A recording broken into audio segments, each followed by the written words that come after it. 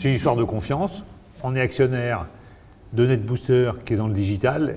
Évidemment, je pense immédiatement à toi pour venir prendre la direction de l'entreprise. Oui, on espère tous que d'ailleurs une forte croissance. Il faut dire que tu penses à moi parce qu'on se connaît depuis 30 ou 40 ans et que moi je suis un entrepreneur, j'ai créé une business interactif, une boîte cotée dans le même univers et donc on découvre ensemble NetBooster, une boîte très internationale, très focus dans le marketing digital.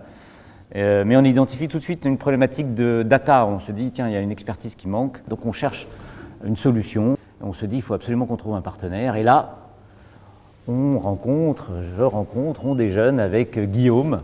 Ouais, par un ami commun et on commence à échafauder ce deal qui est presque contre nature, où c'est le petit qui mange le gros, la start-up et l'univers coté, deux métiers qui sont finalement assez différents. Effectivement, on a deux arguments pour le séduire en disant voilà, tu vas devenir très international en organisant une fusion avec NetBooster et puis on va te donner les clés du groupe. Donc tu vas être opérationnel pour assurer la croissance. Et c'est vrai, on te fait confiance alors que tu es jeune, 32 ans.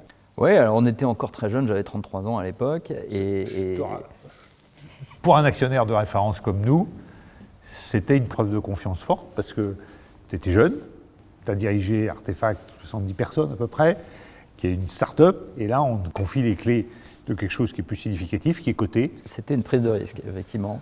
Et là, on arrive dans un groupe international qui est très différent. Et c'est un grain de folie pour nous aussi, parce que les débuts ont été assez chaotiques.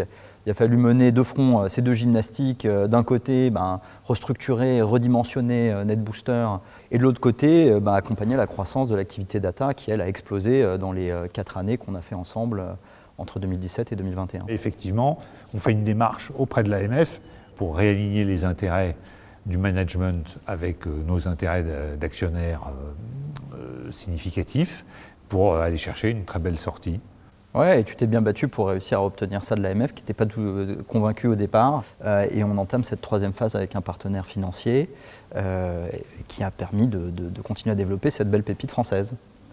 Et c'est surtout aussi une histoire un peu contre nature, presque inversée par rapport à ce qu'on pourrait lire dans un livre de stratégie, le petit, le gros, la bourse, la start-up, deux métiers assez différents.